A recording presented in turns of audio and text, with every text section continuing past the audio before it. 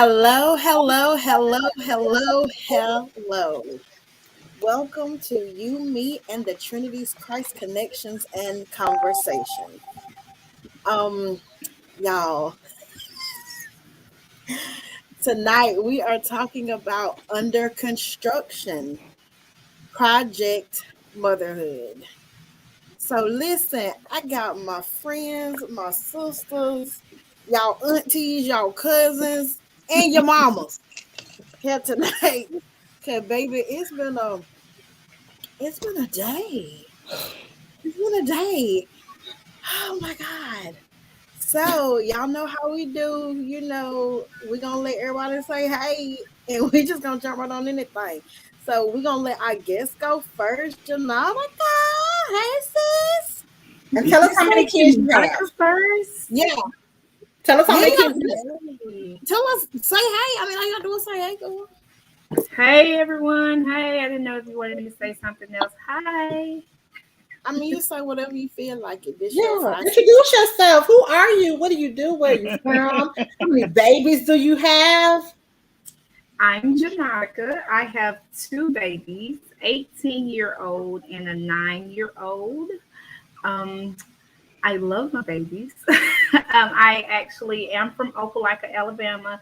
Ebony is my great sister. We both are AME-ish, very free-ish. and basically that is me. I'll give you more background on me as we journey through.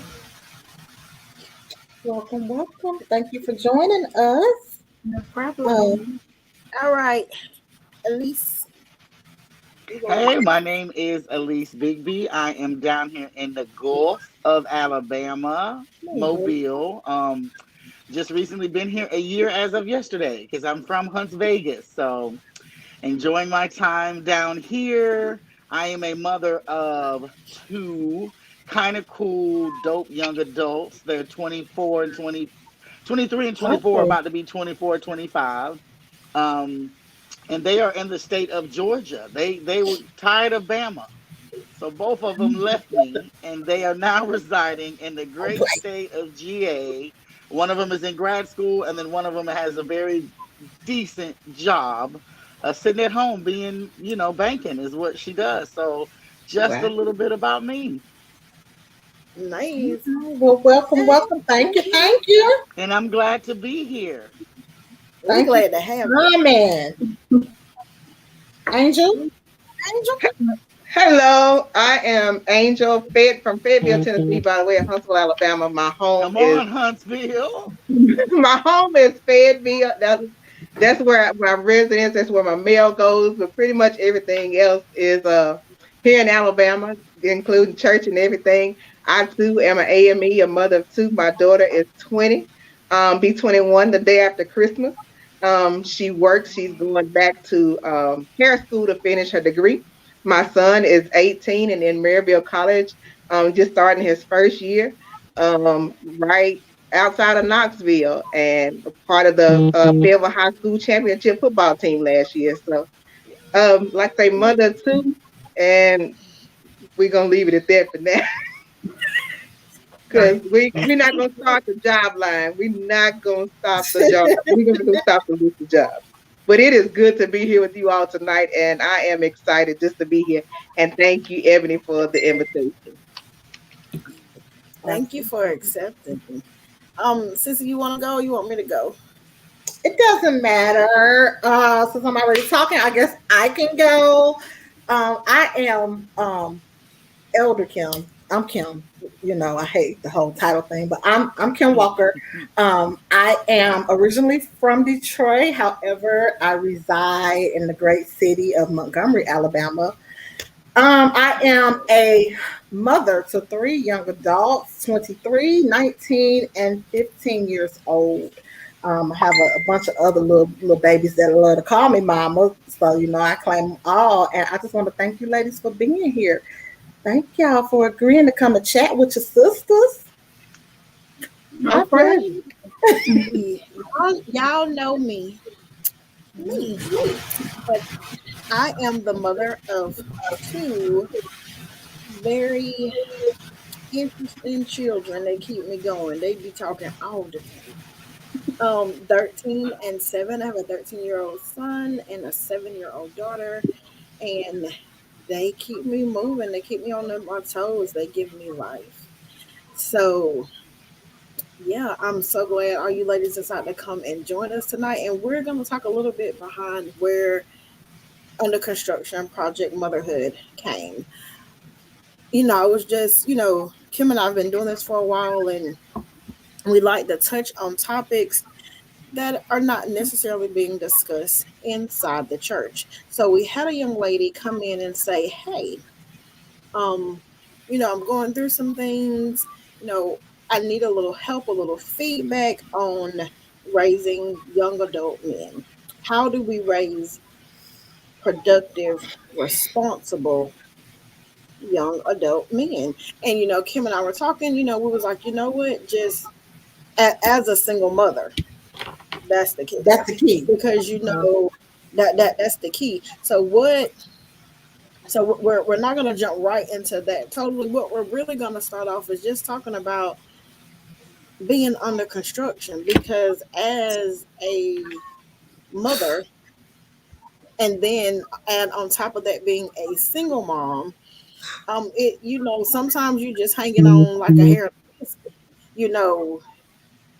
So just like today, I know we were all laughing before we came on. We were talking about all the things that almost, kept us from not seeming like we weren't gonna make it. So, Right. we went to All I of got up us. personally, I went to everybody, not just one or two was all I got up, I went to church It was a today. collective effort. It was collective. It was a collective effort. Like I'm trying to do hair real quick and put beads on the hair. I'm like, okay, they shouldn't be hungry, but by the time I get off here, they're gonna be Gonna hungry. be hungry. Hungry. Can they be clean? Can it be clean? So I'm like, you know what, son, go ahead and take a shower. When your sister, girl, when your brother get out, you get in there. Y'all don't come asking no questions right now, because they'll be here in a few minutes. But so motherhood, like, what does that look like for y'all? Let's just start there. Oh, not what does motherhood look like for you? A day to day. As I'm mother. always the one who's starting off. Is this some type of thing that we have? A Like conspiracy. No, You know what? Let's start with it's Angel. all right. Listen, Angel, we're gonna start from the bottom. Angel, what does motherhood look like for you day to day? Well, I mean, even day to day now, even that both of mine are out of the house, it hadn't changed. Not at all. Say It that, hadn't changed. Angel. My daughter is still very clingy. She's having some medical issues, but no matter what, it's mama. Can Is this what I do? Can I do this? Can you? So I'm gonna tell you, as they get older, it don't get any better. Now my son is a little more independent, but I'm gonna say it doesn't change. And I feel like I'm also raising my mother. So technically, I have three children. So yeah, it is a 24/7 around the clock. Then they feel like because they're older, that everything you say, you're coming down on them. I'm not hurting your feelings. I'm trying to help you. I done been there. I done took this walk. I'm trying to make sure you don't fall in that same pothole that I did. But now you're wearing your feelings on your sleeve. And y'all, let me tell you, when they get older, it don't get no better. Come on, Elise, tell me now. They don't. Listen, I'm I gonna make felt like I it should just sit back and just give you the church face. look, look at my man, like, because I Lord, felt all of You that. so I preach. felt it all. You see, so okay, like mercy. But yeah, it hadn't changed much. Like I was telling them before we came on, I was trying to get off of one job, only to have agreed to two more. Like I say, state of Tennessee has good Tennessee lottery scholarship to go with college, but it covered a great deal. But I'm also paying for college for myself, so that's what I saw. I saw money to pay for school, but my body's like, where you got time to put that in? Because it just does not stop. It does not stop. Elise, what does day to day as a mom look like for you? For me, it is because my children are not in the home. There's a lot of trying to manage three different households. Mm. And with that, I said my son is actually in grad school in Georgia, and then my daughter, like I said, she lives and she works. But it's always waking up, making sure everybody is on one accord, but trying to do my own thing. Let's take a brief minute and say, "Hey, girl, Motherhood. you was having Hey, some look. issues this morning." We Listen, understand. We listen, understand. It's okay. let me It's all tell right, boo. y'all. It's okay. You ain't gotta explain. No, We no, get it. listen. No, I'm so serious. Since we're talking about motherhood, literally, I just got through living it. I'm so serious. Okay, first I'm Shakur Reed. That's me. That's me. I have a lot of jokes. I just, I be quiet until it hit me. I'm a mother of 7. I have a 25-year-old daughter. I have twins that are boy and a girl. They're 21. I have a 20-year-old who I just saw, a 20-year-old son. I have a 19-year-old daughter who recently got married. I have a 17-year-old son who will be 18 this month, and I have a 10-year-old son. And a grandson. Oh, and my honey and my grandson. That is my honey, and he knows it too. He'll tell you, it's Gigi. And motherhood is what I just got through doing. My son plays. My 21-year-old. He plays. No, he's 20. He'll be 21 in November. He plays college football. And last week, listen, last week he said, "Mama, playing in the homecoming game. Are you Can you come?" And I'm like, "Oh, okay. Yeah, I'll come." But then you get to add up the price. Okay, I'm gonna still come. And so it was very good. It was, loving on our children like we do, especially when they're away from home. You definitely, with that call, you definitely want to go. And so I missed my flight this morning. And that is what caused me to be Listen. late.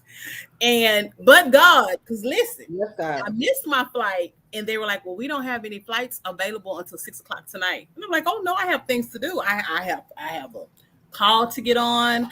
I have to prepare for work.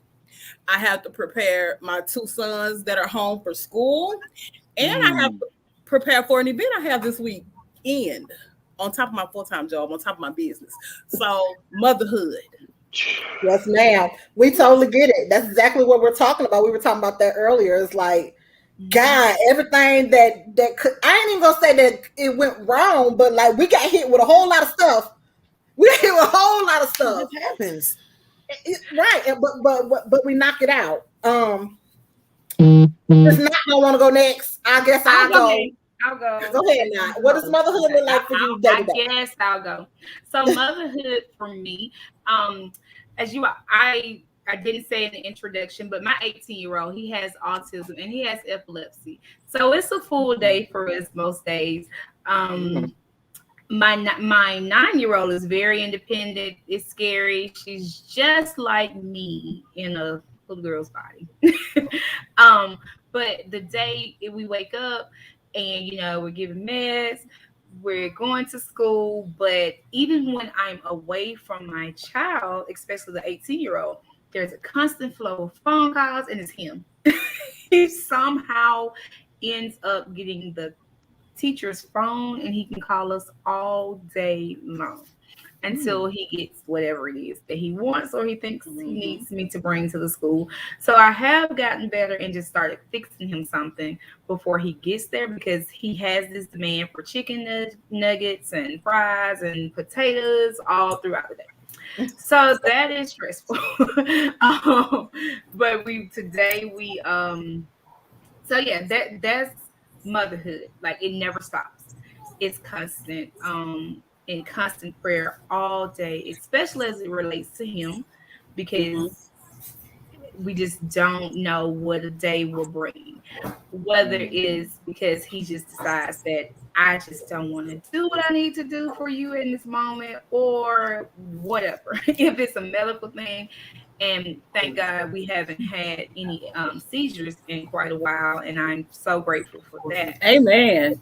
Is Amen. very it is very busy. I thank God for my mom. He clings to one or the other for X amount of time. She'll get a break. He'll latch on to me like right now because he says he's going to the homecoming dance. So the homecoming dance is Friday. So the thing is, we have to get to Friday, and it's every day, all day. Mom, going to dance. Mom, you got my outfit. Mom, you got my pants. And so it's constant. And so I actually have, I'm counting down these 6 days, which includes today, till Friday. But every day is going to be like all day going to dance. Sometimes we cause him to be upset because the dance is not till Friday. What do I do? So it's always a constant battle of trying to satisfy a want with that autism. And as soon as you satisfy that, there's something else that's coming that he's going to ask you for, and it's going to get in his brain, and it's not going to stop until it's satisfied. Then when that's satisfied, there's something else. It's just always constant. So our lives are constantly rolling, but God, the strength that he pours inside me and the village that's around me, it works itself out. So yeah, that's Amen. motherhood. Amen. Motherhood for me. Motherhood for me is sitting here talking to y'all, but getting text messages from my daughter asking, "Is the cornbread done?" From my son saying, "Well, tomorrow night I get off work at 2:30 a.m. You think you can come and get me 3 times this week at 2:30?" Not mind you, I get off work by 11. That means I got to stay up to 2:30. So just because they grown don't mean a thing, because I'm still not to mention my job. I'm one of the supervisors of a facility that houses teens with autism and severe mental illness. So at work, I'm mama too. They don't even call me Miss Kim. I'm mama. I'm mama to my work babies. I'm mama to some of my staff. My staff call me mama. So I never really get a chance to take the mama hat off. That's motherhood for me. That's my day to day. I'm always mama. I'm mama all day long. I don't never, even though I was thinking like, okay, at some point my kid's gonna be grown and I'm gonna be set because I started having babies early. So I figured by the time this time I'm set. I'm good. My kids. Oh, ma'am. No, And ma'am. then I think it was Angel, like Angel said, and now I got my mama. You know, I got my mama that I got to make sure she good every day. Yeah. Even though she 800 miles away, I'm still responsible for making sure that my mama is good every day. So I'm thankful for your motherhood moment, because I actually smell my cornbread that I forgot the mother brain. It's just forget. Go check your cornbread, girl. Go check your cornbread. I got somebody that check on the cornbread for me, but I literally thank you for the motherhood moment, because that reminds me now I smell my cornbread, and it's ready. I know it's ready. What does motherhood look like for you, Ebony? Day to day. Motherhood is mama. Mama. Oh, I'm sorry. Mama. Mama. Mama. Mama. Mama. Mama. Mama. Mama. That's you. Hey, you done. Can you, your 13-year-old self, just go pick out some clothes for me to iron for you? Hannah, stop bothering your brother. Like, stop. Can y'all just give me like 5 seconds to just think, like silence? So, No, mine asking me now about some chicken while you talking. So, I mean, like, motherhood is definitely a beautiful thing, but nobody tells you how stressful it really is. Like, I feel like I was bamboozled at times. Because while I knew it, and my parents laugh at me because they'd be like, it's not always gonna be like this. But I ask them, motherhood is looking forward to bedtime. Yes, girl. Well, When is bedtime? My What is that? No, God. no, when no, is no, it not gonna shift? bedtime when they actually sleep. Because it's a difference. It is a difference. It's a difference. It's a difference. It is. When they And sleep. we always say that. We say that it'll get better. But I think once you become a mother, you're gonna always be a mother. It's just gonna be a different type of motherhood. You're gonna always be a mother. While you may not have to get them ready for bed and ready for school, you're gonna get them phone calls when they get older, mama. Now they grown now. They're good and grown. They'll tell you I'm grown. But mama, what I'm supposed to say to these people when I call these people on the phone? What number am I supposed to put on the tax thing? How many dependents Yes, do I got? ma'am. I got that this week. What do I put down for the dependents and how? What am I supposed? You ain't got no children. What you mean? Believe it or not, some without kids, they're single and 10 all year. Right. Right. Bless it. See, listen, here's mine in the background now. Mom. See? What you give me to wear, Mom? That's what he's saying. He's asking me about his Hey, thing. Jay. So listen, ladies. So I know, some of us, there are mothers who've always been single mothers. There are mothers who started off single mothers, got married, become widowed, and are divorced and ended up being single again. And there are some of us who were married and then became single parents. So let's talk about adjustments and how that affects the children. Oh, Lord. Yeah. I'll go first. Go ahead. I'll go first. Go ahead. The adjustments, because I've been married twice. My first marriage, because I still felt like a single parent, Mm-hmm.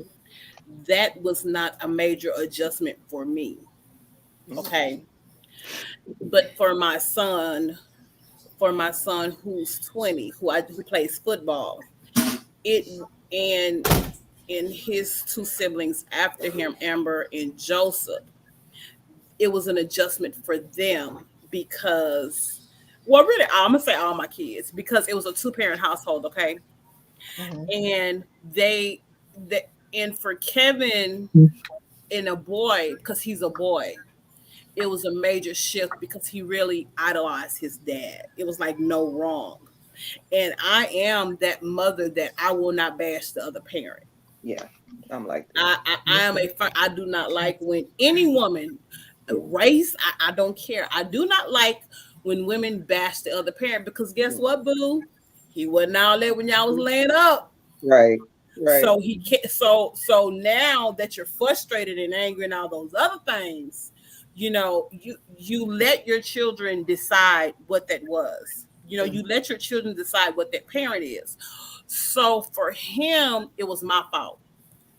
So I had the disciplinary, and I couldn't touch him like I wanted to touch him the old school way because we're trying to break generational curses, and I want to touch you real good. So a lot of fasting and praying of the elders, because I wasn't fasting and praying. I'm not gonna lie. I know I won't go out to loose me. I want them to loose me like Peter in the Garden of Gethsemane. Loose me so I can cut up some stuff. Loose me. I come back to my house, but just loose me. And so, but as he got older, he did say, "Mom, I'm sorry," because now I see. Now I see, and now our relationship never did get toxic. I just had no authority with him. It was literally I had to watch my son bump his head, and then it was like, whoa. No, Mama wasn't tripping when she 6 months pregnant, packed up and left. No, I see why she did. So that was a big adjustment. And then my baby girl Amber, who recently got married and has my only grandchild. Thank God for Jesus, I don't need no more. For her, because she's a daddy's girl, that was an adjustment for her. It was literally, I'm telling you, every day drilling words of affirmation into her every day, so that she don't get caught up in what the world is trying to offer her, being a small 5 foot, maybe 3'2" petite kid, shapely, and you know what they offering out there. So Mhm. for her, so for God to to move quickly on her, because I knew she was going to be the first one of my kids to get married because of the calling that's on my life. So for God to move quickly with marriage and child, and I accept. So it wasn't an adjustment as far as being a single parent, but I had to realign how I disciplined my children, because we can admit we do get mad at them daddies. We do get mad when you have three scarlet dancers, the girls who dance on the field with the boots and the hats, football and basketball, dental visits, Mm. and you crying, rent due, food stamps don't cover enough, but you thank God for Jesus for that favor, and we ain't gonna talk about child support. We're gonna leave them with people where they at. So it does get so frustrated to when it comes to discipline them, you have to back off, or Definitely you so. gonna be on criminal minds. Yeah. Right, right, Yeah. right. You have to back off. So that was my adjustment, and I thank God for my tribe. My mother is a I woo. We That's all get I'm it, gonna say girl. about that. We get it. We get Man, it. my Trust me. mom, and she's a very strong disciplinary, but they discipline the grandchildren different. They But Yeah. don't. yeah, They my don't. mom, Yeah. I thank Yeah. God for that woman. I don't care how mad she make me. If she could make me mad in 1 second, the next second call me and ask me for something, she have it, Mm. because That's me. that that was literally, I could vent to her and cry, and she would let me vent. I'm talking cussing and all. If it was on me, I wasn't in her face cussing, because I still get hit. But on the phone, venting and crying, and Mhm. then she'll allow me to vent and cry, but then come back with, okay, so this is what it really is.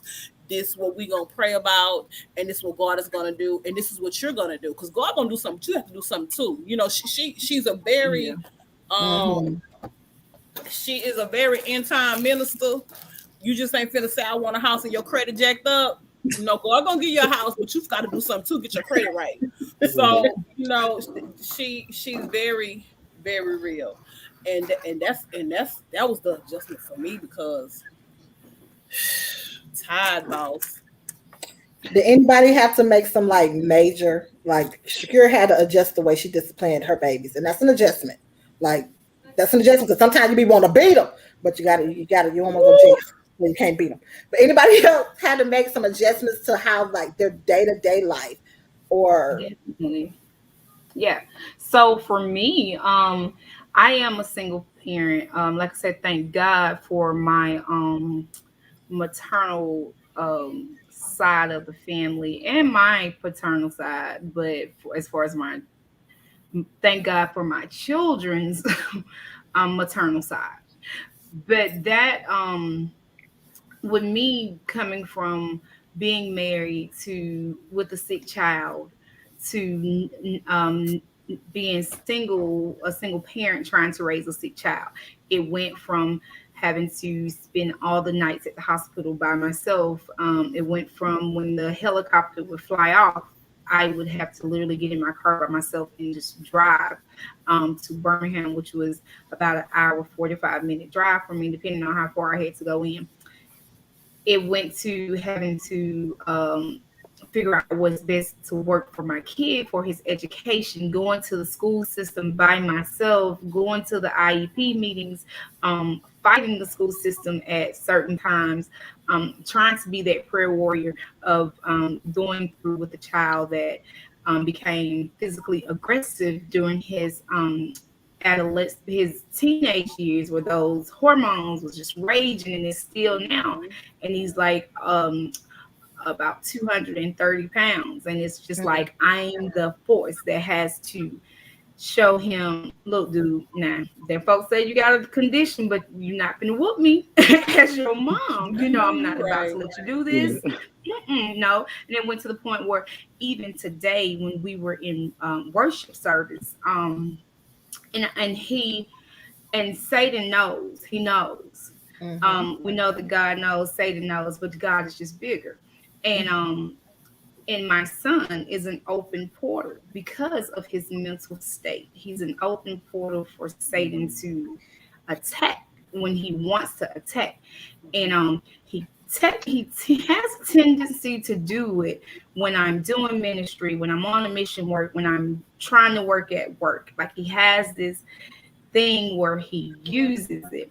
And so, but I also know that God gives me the power to speak to those things. And so I was telling Ebony earlier, I said, the child just, he decided to, we were the first time back in worship setting, and he had been doing well, like doing really well. It even got to the point where I used to wouldn't take him places with me, but all summer we traveled together with my girl playing travel basketball. Like everywhere I went, he was there.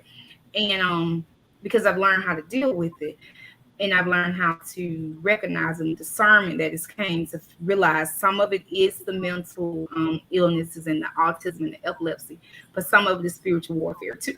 And so I learned how to realize that today he was in this uproar. Just, I mean, perfect, just doing. And then this morning he just decided. And so now, like, we're at church and he's roaming and he's being loud and he's being a little disruptive. And finally, I was able to, I recognized what it was, but I kept my mindset on worship service. And finally, he came back over around and he kept on just being really distracted, like really. And I know Satan has to use anybody. Again, he's an open portal at all times because he can't process what's really going on. And so we're out there. And finally, I got close enough to him and I had to pray and I had to speak to that enemy. And I said, you will not have my son today. You will not have his mind. You will not disrupt this worship service. That's Whatever you right. came to do, I need you to go back. And I told my son to repeat after me. I don't even know some of the words that I was saying to him, but I said to him, you tell the devil to leave you alone today. You tell Satan he can't have your mind. And he doesn't Exactly. articulate well, but he knew what he was repeating what I said. And I was able to speak to it. And by that time, he started crying. And I hugged him. I said, it's going to be okay. You tell the devil to leave you alone. Not today. He cannot take what you like. You love worship service. No, not today, devil. And so he eventually, it was immediate almost. As soon as I spoke to what it was that I knew, and I asked God to give me that discernment to be able to tell when it's an attack of the enemy, whether it's through his health or through whatever, give me that spirit to discern it. And once I figure it out, let me speak to it. Give me that power, give me that authority to tell the devil, you can't have him today. Not today. We're not gonna do this today. Right. My home is covered, my family is safe, we good. And so we went back. We enjoyed worship service. He just a totally different child. So motherhood is being a, a prayer life for your kids. You have to be that intercessor. And you have to understand that when we're interceding for our children, that we have to say, God, put it on me. Like I'm willing to be whatever because I can handle it. My son can't, but I can handle it. You've equipped me to Yeah. handle it. So whatever is going on, I stand and I know that because I got that spirit off of him, it was ready for me. I mean, it has to go somewhere, but I know how to fight. So motherhood is Mhm. definitely, and when I can't fight, when I'm weak, I call Ebony. I got some more friends. I'm like, listen, I need y'all to get over here and pray for this. I need y'all to get these things up out of here, whatever is going on. But I can understand when the attack comes, and it comes. It comes through our children. So Oh that's yes. motherhood is Jesus. Absolutely. when we are the ones who can stand, our babies are the next thing that the devil seeks to enter into. And so what happened with me, I can't lie, I was that cussing mad. Why I gotta carry this cross by myself? Mm. Yeah. Lord, why Yeah. I gotta carry this Yeah. cross? Mhm. This Mhm. child is fighting me now. This child is doing this. Why I gotta carry this cross? But then I stopped focusing on the why that I have to carry this cross. It's like, why can't I carry this cross?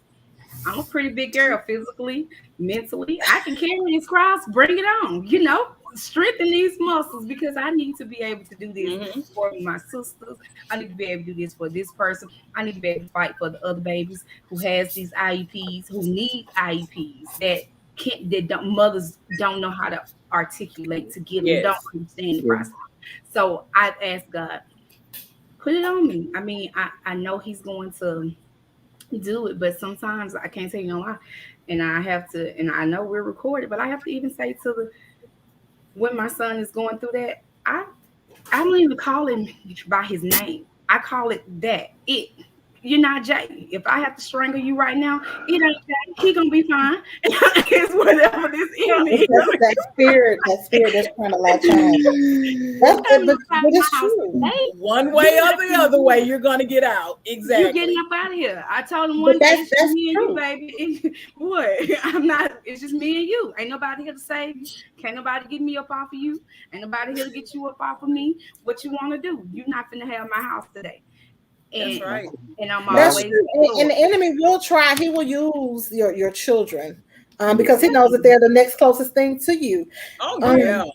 I was sitting here and I was listening to y'all, and my mind had to kind of drift back because my story may be a little different from everybody else's because I had my first child at 17 and I was single, and the whole situation was crazy. It was a young man I was dating or whatever. Me, young, dumb, naive. He wanted a baby. I was so in love, I gave him one. But when he found out I was pregnant, he didn't want to have nothing to do with the boy. So my son is 23. He ain't seen his daddy since he was 3 months old. I ain't seen his daddy since he was 3 months old. Mm-hmm. Where y'all think that anger and that frustration went? Yeah. Who y'all think I took that out on? Yeah. Mm-hmm. I didn't know how to process what I was dealing with. And I thank God for a mother and a father that were there to be able to step in and to help me. But that still they helped me physically, but it didn't do nothing to my mental. It didn't help me mentally. Yes. It didn't help me mentally. So I spent, and I ain't going to cry, but I thank God for deliverance. I spent years mad at my baby for what his daddy did to me. Because he was a whole full-grown man. I was 17. He was 27. He lied about his age. He lied about his age. And here I am thinking we're in a whole relationship and he want a baby and this, that, and the other. Oh, we so in love. We're going to get this house and we're going to be met. Only to when I find out that I'm pregnant and I'm all like, I'm pregnant. You all like, shh. And his mother, when his mother found out I was pregnant, I told my mom, and my mom called his mother and all that stuff. His mama looked me dead in my eyes and she told me, your best bet is to get rid of that baby because you're going to be taking care of it by yourself. Mercy. Baby, I was far down mad. I wanted to fight that lady so bad because how dare you look me in my face and say that to me. Yeah. But baby, as the years progressed, that lady knew her son. She knew her child. Yeah. And she didn't want me to go down the path that I had to go down. I thank God for it because I learned some things along the way. But I'd be lying if I sat here and tell you that it's been bliss. And I'd be lying to you if I tell you even to this day that me and my son have the best relationship. Because it's always like this. It's always like this. And we're getting better. We're getting better because the Lord has dealt with my heart and my mind. Yes. But I'd be lying if I said everything was peaches and cream because it ain't always peaches and cream. So I don't think we talk enough about how the effects of motherhood can affect your mental health. Because we ain't supposed to say that. We ain't supposed to say that though. We ain't supposed to talk about that. We ain't supposed to talk about how sometimes just the pressure of being a mother, especially a single mother, especially when you ain't got no financial help. Yeah. Baby, Lord. Jesus. When you out here struggling, I was at the time making $7.35 an hour with 3 kids and no help. Now you tell me, out of grace of God though, we ain't never been outdoors. We might have had a day or two. We had to boil some water to put down in that tub because it's between lights and gas. We don't really need no gas, but we need these here lights, and I need y'all to be clean. But we don't really talk about that a whole lot. Yeah. But if we can be honest, motherhood affects your mental health. Yeah. And that's my truth. And I'm gonna come right behind him because I started, continued, and still is a single mama of two. Me too. And um the biggest struggle for one with my daughter. Her dad came to me and told me that I was pregnant, and I looked at him and told him he was a lie. I was like, "What are you talking about?" And he came to me and told me. And she's the first of like 15 to 16 children, and he'll come, into Fayetteville is a very small community. And he'll come and see everybody else but her. She go to Oh. school. Well, I saw your daddy. Your daddy was on the basketball court, and it has been me. Well, Mama, what's wrong with me? Yeah. Yeah. Why do I always got Woo. to hear from my God, no. friends? And then the second part is, she was really the only one that was. I was black and he was black. The rest of them are mixed. And so then she fought the whole "she was too dark" issue. So, I'm gonna sit on here and tell you, trying to help her, the nights that just laying in the bed, crying it out, like, God, okay, I need you to help me, because Tough. I mean, Mm-hmm. you come in the city to see everybody else but your child. I told the child support people, like I said, this is a small community. I said, somebody's got to work, and it's evidently not going to be him. So I wasn't getting assistance. So I'm not coming back up here no more. Yeah. Yeah. I'm not coming back because I mean, though, yeah, we know each other's small community. I worked in some community stuff, so yeah, we knew each other. But he's not gonna work, and I done took off all day, and we ain't made no progress. So whatever y'all get out of him, that's fine. But both of us can't sit here and ain't making no money today. Right. Like, Exactly.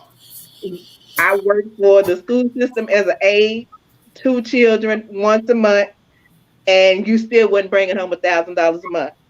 Tough. But the Lord, between the church people, my brother, and like I was raised by my grandmama, so I was just an old soul. So the village was still there. The church Mm-hmm. people helped me because as AME, y'all know we got all them trips and conventions. And if I had to be there, my kids was gonna be with me. Where else were they going? Mm-hmm. So, On the back if row. it wasn't for the village, and the Lord, I just don't know, where would we be? Because with my son, I even had an instance with him in school. He got threatened to be shot because he hung with the white kids and because he decided to study versus going to a party. So then we had that whole issue to deal with, and it really got to him in a mental state. So, Mm-hmm. not only trying to keep myself up, but then trying to pressure him through to make sure his mental's okay. And then we went to COVID, and you in the house with virtual school. Hmm. So yeah, it's heavy, but Chest out. the Lord gives us community, and I thank God for this group even on tonight because you just never know. Yes, Yeah. God. You really Yes, don't. God. Thank God for the village. Yes, Listen, village is what makes the difference. Elise, Elise, you have something you want to say for I say what I'm gonna say. Elise, Oh, I'm sorry. I was trauma bonding with y'all. I was trauma bonding, honey. I was sitting over here just my whole heart was just hurting. I just cannot. Because there's pieces of you guys' story that I have endured. I dealt with the angry son whose father he didn't see, but his auntie lived next door. Like they had a whole cookout, and his dad was there, and it's super awkward because you don't even visit. I've been through all those phases. The mental Mm-hmm. health. I can honestly say we have dealt with mental health in our family just the whole time because of some doors I opened in my life when they were first born. So my children have been suicidal and depressed, and we've had to battle those Yes. battles as well. you And there's too. nothing worse than when you know you're the cause of how your children are. That's just a bad Mm. feeling, and that messes with you mentally. So now you're It getting it does. double. You're trying to be mom, you're trying to be supportive, Mhm. but then you kind of caused this when you was in your foolery, and doing your stuff. And had you known what you knew before you laid down and had the babies, we wouldn't have did have or Absolutely. we just wouldn't have done it. But as we've grown and matured and became closer to, in our faith, we realized we did some messed up stuff and opened the Baby, yes, we doors. did. Yeah, Yeah. and so I was very intentional and just I knew I had messed up. Like I knew. It's just like when you start seeing your kids do stuff, it's like you know. And when I saw my son try to kill himself because he had harmed his sister, Mm. and he had took a knife and was trying to stab it, I said, hey, I can't do it. I ain't able. And so Mm-mm. at that time, God said, give them back to me. And Mm. I was very intentional at that point. Man. And whoever I had to put them around, and like you said, it was church, the deacons, like, I need you to come get them on Saturday.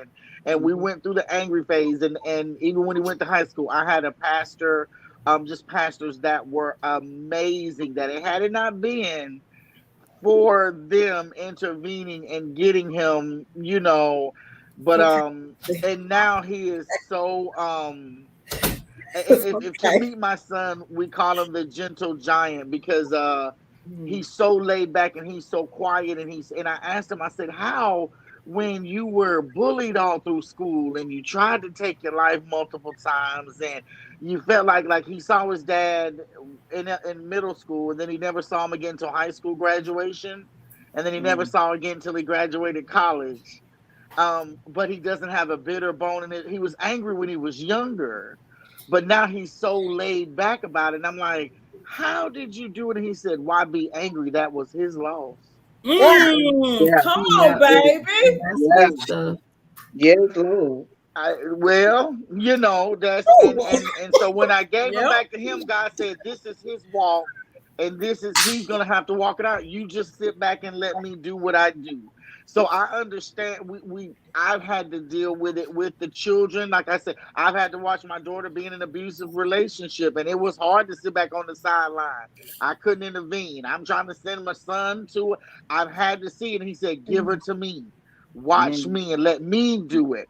So what the hardest thing for me as a mom, yet the easiest thing was knowing I did a lot of this. Like I'm watching her like, man, that was me back in the in the 90s, but because I didn't Mhm. get it right, now Mm. she has now begun to show these manifestations of stuff. So now I'm having to backtrack and get it right.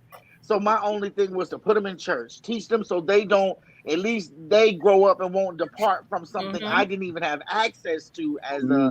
a child. So that's all I could do was give them that and then watch them flourish from there. And when I cried, I got behind that door and I was like, this ain't going the way I think it should.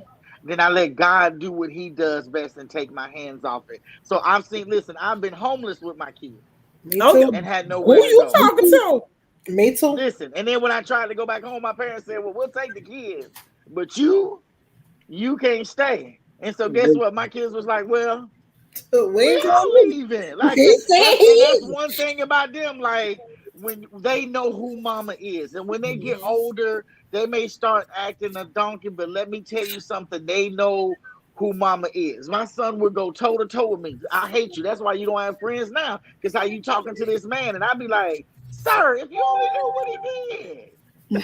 But I couldn't express that to him. I let him have all of that anger. And as he got older, I just watched him just be more laid back. And he watched his dad and he watched how he moved. And he watched just the little sucker stuff he used to do. And then he kind of started telling me, I don't know why you lying for, because I'm still trying to make sure you good. Exactly. It just became, I just literally, God said, give them to me and let me do what I do, because we can't, a lot of this stuff we open. I have to be honest and tell y'all, I open the door to that Yeah. suicidal spirit. I opened the door to some of those depressive thoughts because I wasn't where I was supposed to be. I Mm-hmm. was sleeping with who and who and who, and now my children got these old weird attitudes and personalities. I didn't go to God about and speak because I was hiding in the tail. Okay, Mm-hmm. Mm-hmm. so a lot of this stuff it took for me to go to God and repent and say, hey, listen, I messed up, bro. But if you could just please have grace and mercy on my Amen. kids, Upon me. That's it. please, Upon sir. me. Yeah. Please. And that is where a lot of my freedom started, where I don't take credit for their wins and I don't take, the L for their losses now, because now I know God got them, and He has forgiven me. I did the best I could do with the knowledge that I had. And now I can just sit back Mhm. and watch them do better with their generation. And I And that's know He's it. gonna honor that. That So is that's it. all And he I will.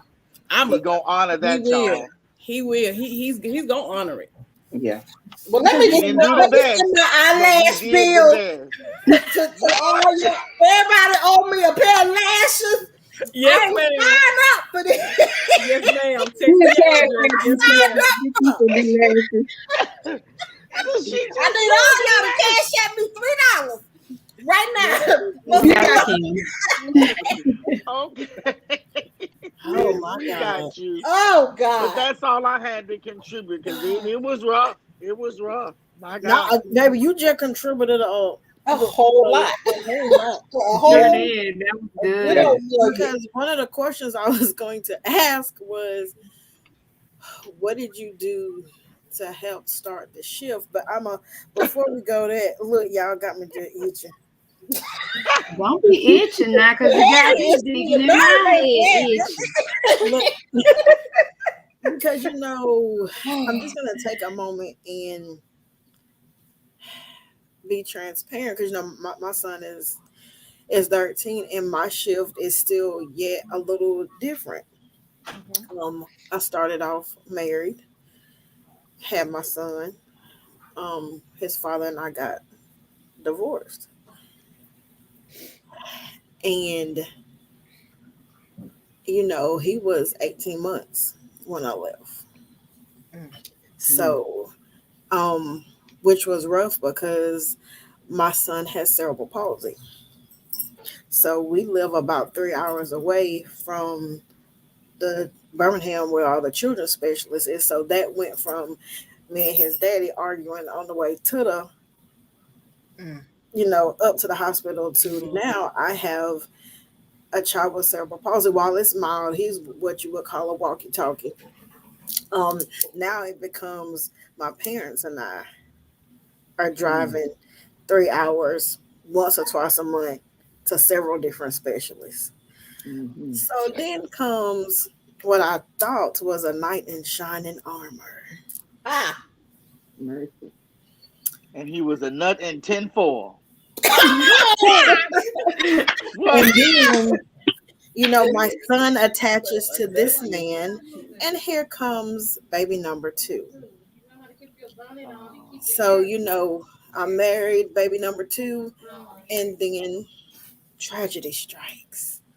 So I'm divorced again. So now I, as a whole mother, feel like a failure because I have let my son attach to somebody else. Mm-hmm. Mm-hmm. Mm-hmm. And so Yeah. now I have two children that I felt like I had failed, because now it's just me with y'all.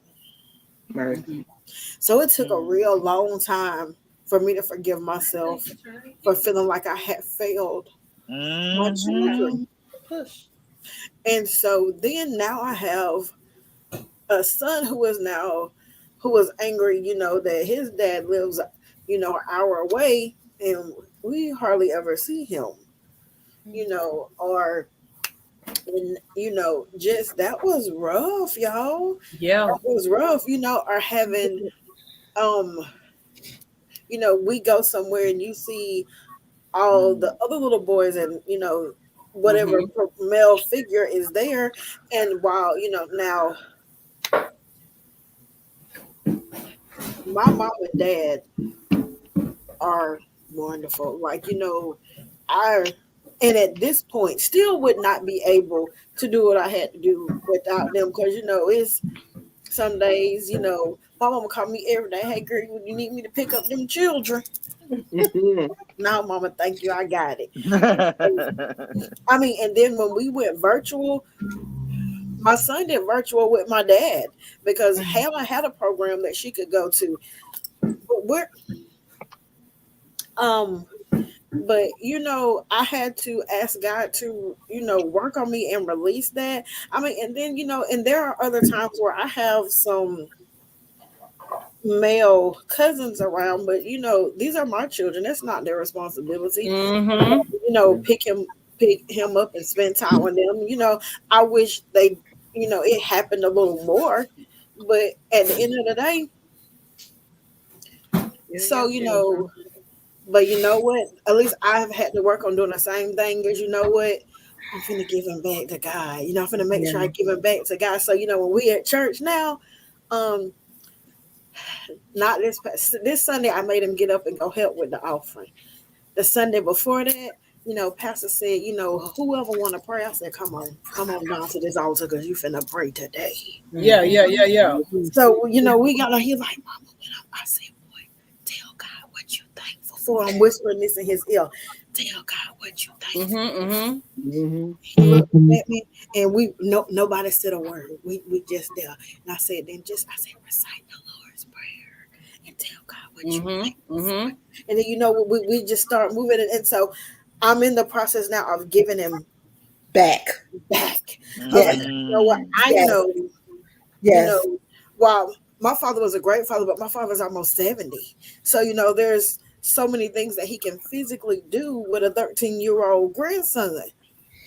But I'm giving him back to the father, to the one who has trusted me with him. I'm just giving him back. So and all I can hope and pray and do is that somewhere along the way, what was poured into me, I'm pouring it back back into.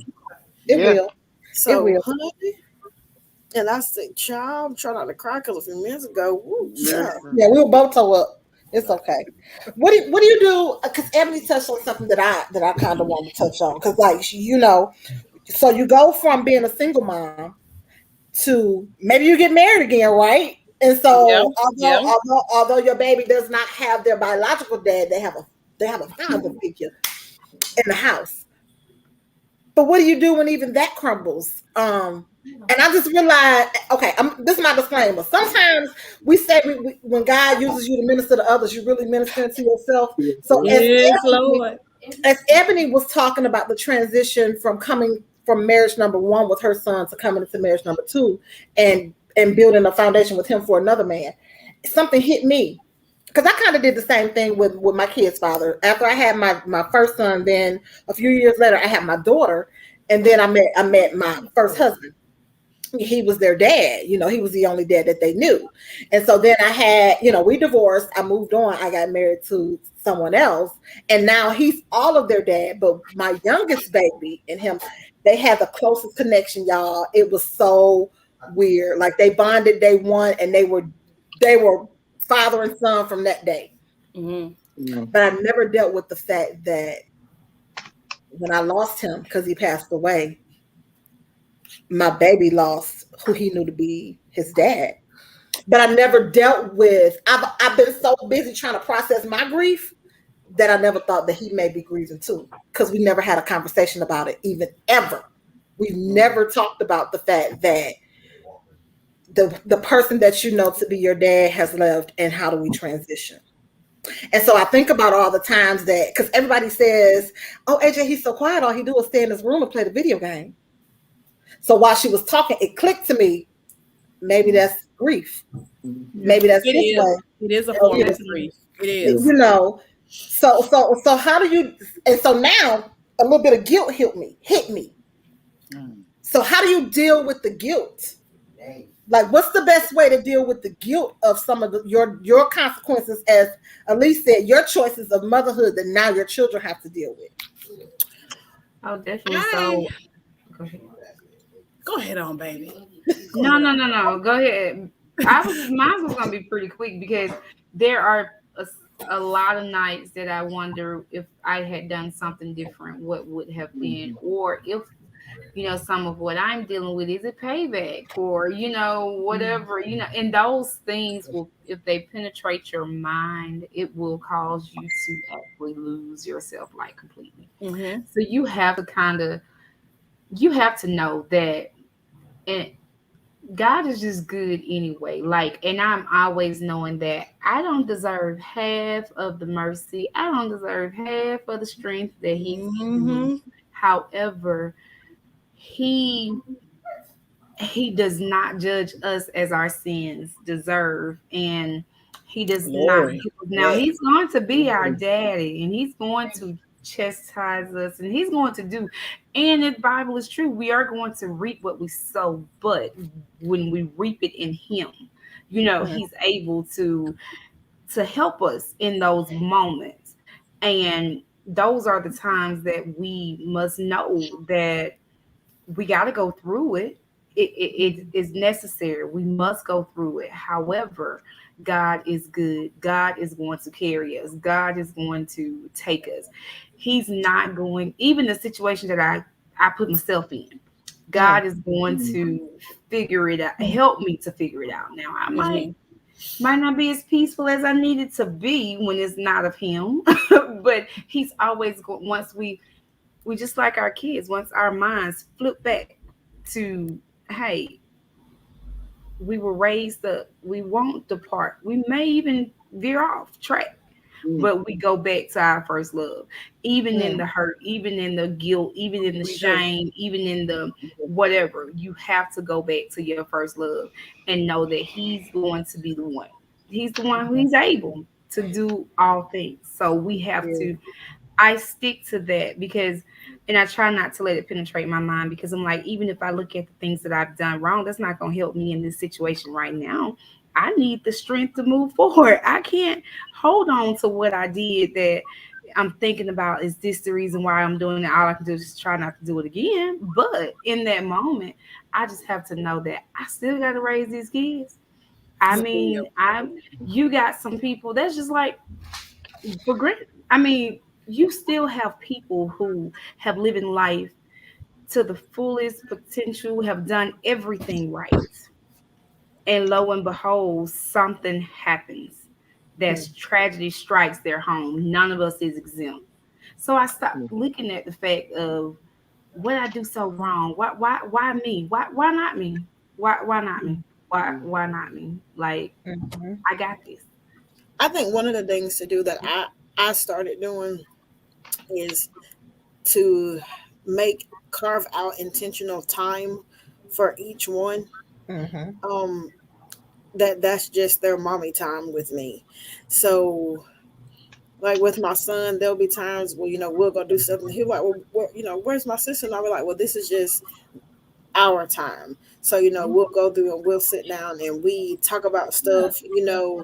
And so that for me is kind of what helped me move past some of what I felt that I had done wrong, and it gave time for honest feedback.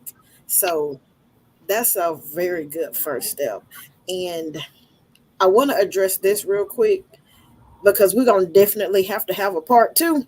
I was thinking that. I was just thinking that. We could be on here forever. I And was we're just gonna be thinking on that. time. Mhm. Look, I am. I'm not taking no more trips no time soon. so one of our sisters said, "What do you do when you don't have help at all?" My mom passed when I was younger, and it gets rough. Um, Baby. you want to answer that, sister? I want to answer that. I want to answer that. When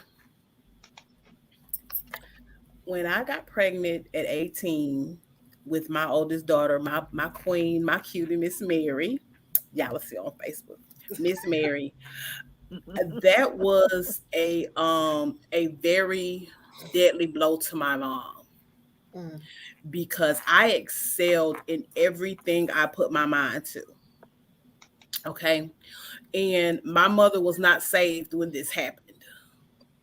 My mother, she did not start professing living and walking and literally everyday walk with Christ until like my sixth child. So of course, you got to get out, you grown. I was by myself per se. Even though I had family to help me here and there, I was still by myself. The first thing I did was I cried. and I admitted my wrong. Because when you don't admit you're wrong and you suppress it, it's gonna come back one way or another. Yeah. And I did this while my child was either spending the night somewhere, not somewhere, but with her godmother, or while she was asleep and I was in the shower. Yeah, I know about them cry showers. Yeah. Yeah. And when I got through with that, when I got through with my pity party, feeling bad about myself, feeling sad, all of that, all of those emotions, when I got through, I got a tablet, and I have plenty of tablets around here with stuff written in it. If it comes to even on the airplane, I wrote up a business plan for this weekend. I got a tablet, and I came up with a plan. This is how much I'm going to work. This is how much I'm going to do this, and I'm going to do that.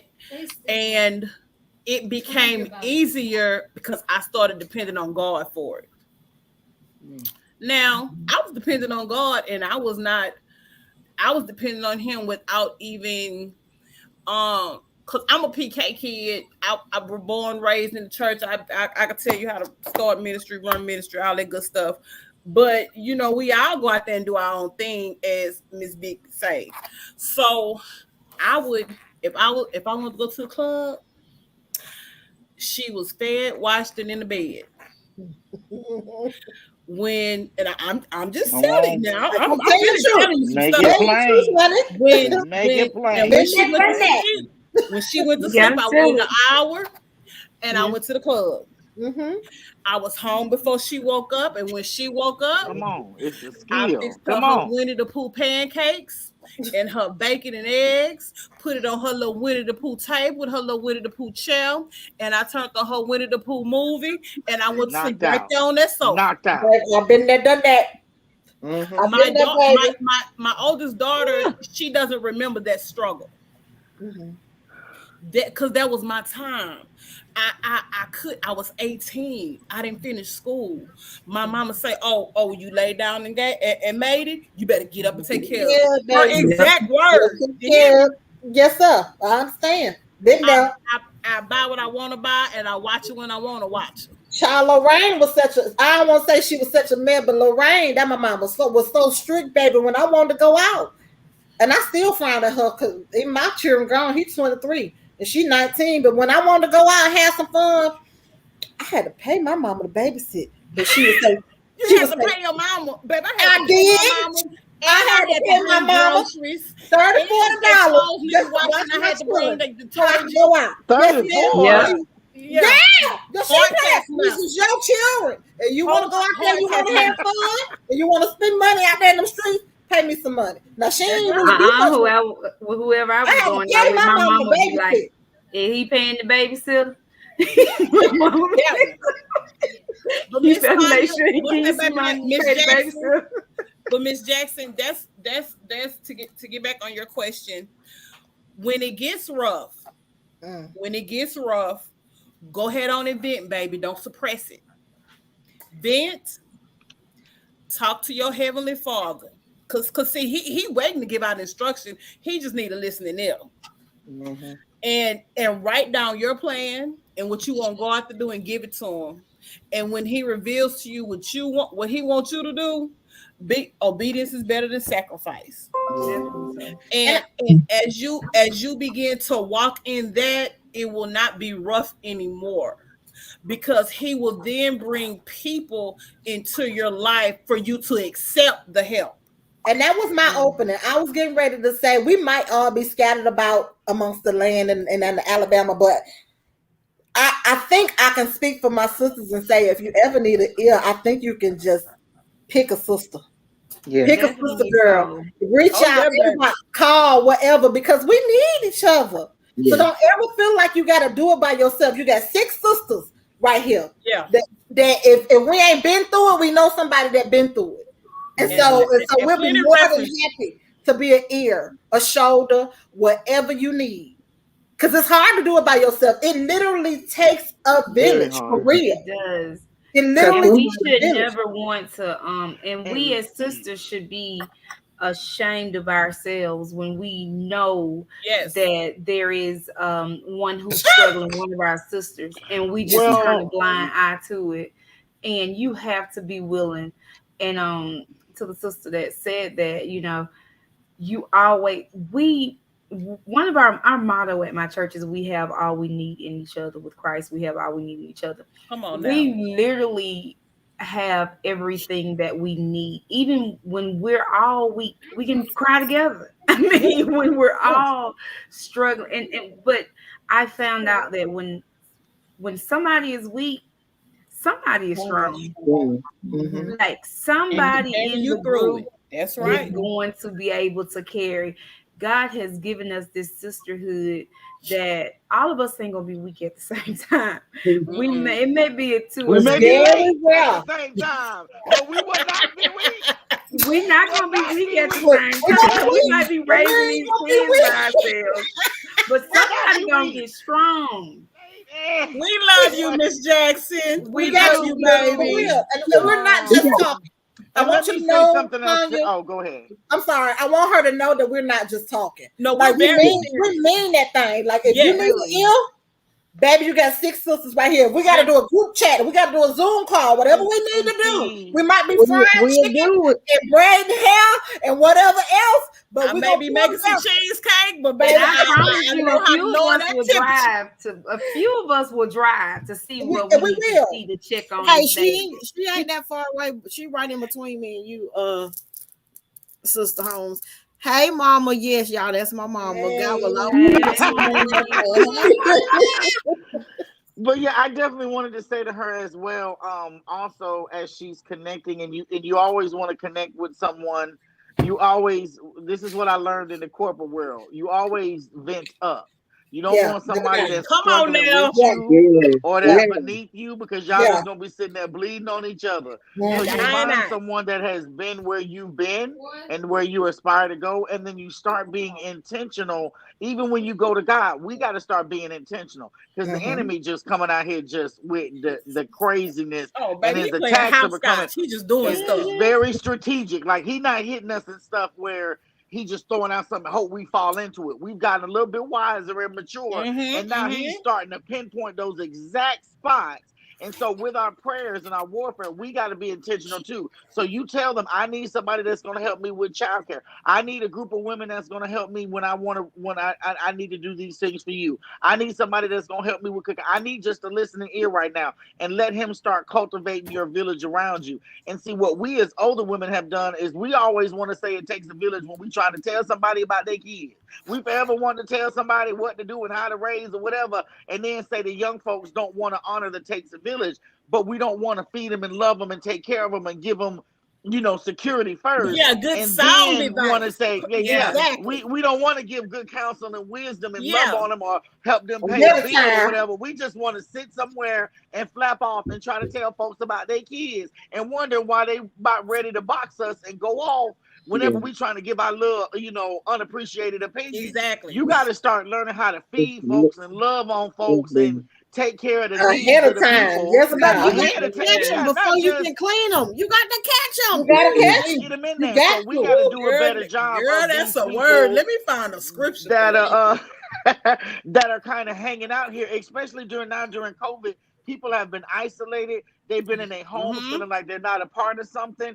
It takes, somebody like, Ebony and Kim to get on here and pull women out and share this and tell them, listen, we know you sitting at home by yourself. We know that listen, we're here for you guys.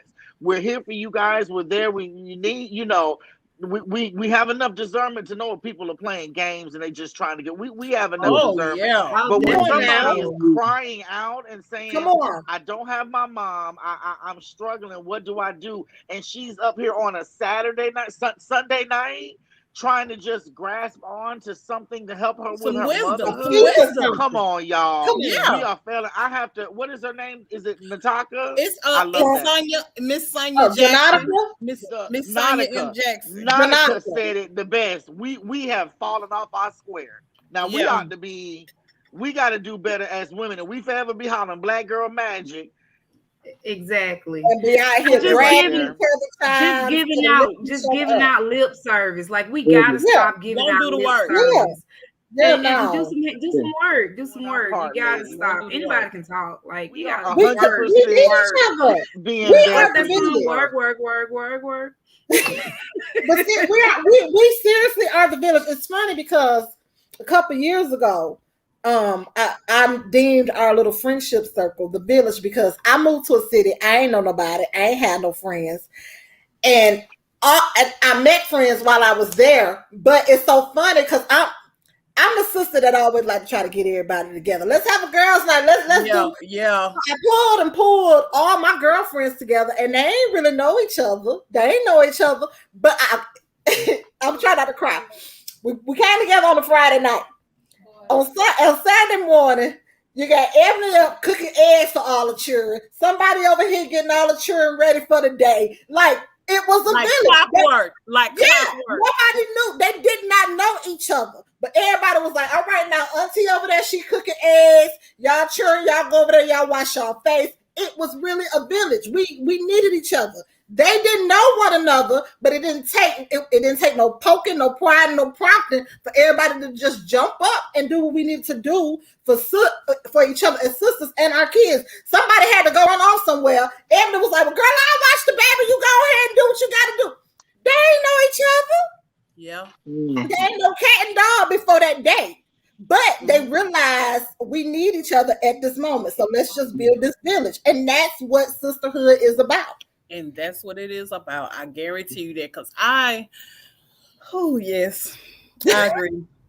That's all I can really say. Because So even having blood sisters, you still by yourself. Because Set apart. even When you oftentimes, set apart, when you set apart, mhm. even your blood sisters, they don't understand how you move. They think you crazy, child. They think you acting funny, and you're really not. You're just moving accordingly, and it's like I don't move like that. They don't understand. But God will send you somebody. You hear me? Yeah. Oh, Kim, you know them calls. I give you, girl. Look, let me tell you what happened. Baby, we give them to each other. Anybody else? Because we can go on and on. We're gonna Lord, put a I know, right? We're gonna put I gotta go make sure my rice ain't mushy and all that other good Kim, stuff. if those kids have not turned off that rice, They tell them they aunties gonna come spank they butts. Yo, my daughter texted me and said, I think the rice might be mushy, but I've been turned it off. Child, I probably got to make a whole new pot of rice. I don't know. she left It's it on. okay. The Cream of wheat waiting on you. It's So all right. listen, ladies, She Speaks, the Sister Circle, will be back the first Sunday in November. Y'all go on and mark your calendars because I'm gonna be because I'm at my desk. Let me write it on down. So what I have not decided yet is if we're going to come back to Facebook Live or if we're gonna have a special Zoom session so some of our other sisters can come in and share and be transparent. But stay tuned, check the page. Because we could be on here till tomorrow this time. Okay. Y'all add me back in the group because you know I left the group. Kim know why I left the group, but I can get back to the group. I got you. So, and to I got you. So Thank you, baby. The first Sunday in November. So we're gonna be around 7ish, right? Because November is epilepsy awareness. So I want you all to get ready because we do want to kick off epilepsy awareness. I was thinking that first Sunday, but it'll be up in the day so that we'll still be able to get on. Send us the information so we can come. Let us know what you need us to do. Yeah, just let me know. Definitely. So I am very excited. Some epilepsy cupcakes. And then cupcakes, yes. And so So listen, y'all might as well come to the city because I really am going to do like a purple festival because it's purple. So I want to do the purple cupcakes. I want to do the purple snow. Yeah, I need a heads up. Oh, I'm sorry. I'm in Houston, Texas. I know. So I need like a for sure date so I can fly out and fly back. On Saturday. We got the rest. All you gotta do is get here. Just get here. Yeah. And then that I'm ready. second Sunday, and I know I gotta get that second Sunday because we're kicking epilepsy off with a bang. So I will just share this. It was my last storm. I did not expire, but I survived. Ebony, do you mind me just showing exactly what it was? Go ahead, baby. Go, baby. Real quick. So it came from a story with my son when he coded and he had to be resuscitated. And we went through a really hard period. And I went and I was looking through his medical records and I saw a resuscitation checklist that I've never seen in my life, much less in my kids' That's thing. my oldest But it son, said y'all. there was Hey, two nephew. boxes. Hi. There was two boxes, the expired and the survived box. Well, my son had the survived box that was checked. So we're gonna do something with that. So it's basically it's going to be my last storm. I did not expire, but I survived because that was our storm. But I we like did that. not expire. It was a survive check. So y'all stay tuned. Okay. People Oh post yeah, it. I'm gonna send me You know who Facebook they friend requests. I'll accept them. I won't act shady. I'll accept them. Don't act shady now. I will accept them. I promise you. So thank y'all so much for coming on. This has been You, Me, and the Trinity's Christ Thank y'all so Connections and much. Conversations under construction, Project Motherhood. Check us out. We're gonna have the same group of ladies back And we're next gonna get some month. t-shirts. Come on, T-shirts. I love a good t-shirt. Come on, Just got me T-shirts. some shoes to go with them. Ebony is the And a t-shirt purse. queen. Look, check us. I want one that says not expired. That's what we're gonna put on it. Not expired. Exactly, not expired. Girl, go ahead on and get a trademark, Yeah. baby. We want you to get all your coins. So whenever somebody try, Right. This it is going to be. We are going to be doing that hashtag I survived. So yeah, okay. we will be Okay. doing that. I started November 1st. I survived 7 kids, a grandchild. I survived. I survived. We gonna I and we did gonna not take it expire. on. I survived two marriages. I survived. Come on now. Come on now. Come on. Come on. And I ain't been to jail yet. It ain't been and look at God. And I You know been what? to jail yet. And with that, good night. Like, share, and comment. We love y'all. Bye. Bye. Bye. Bye.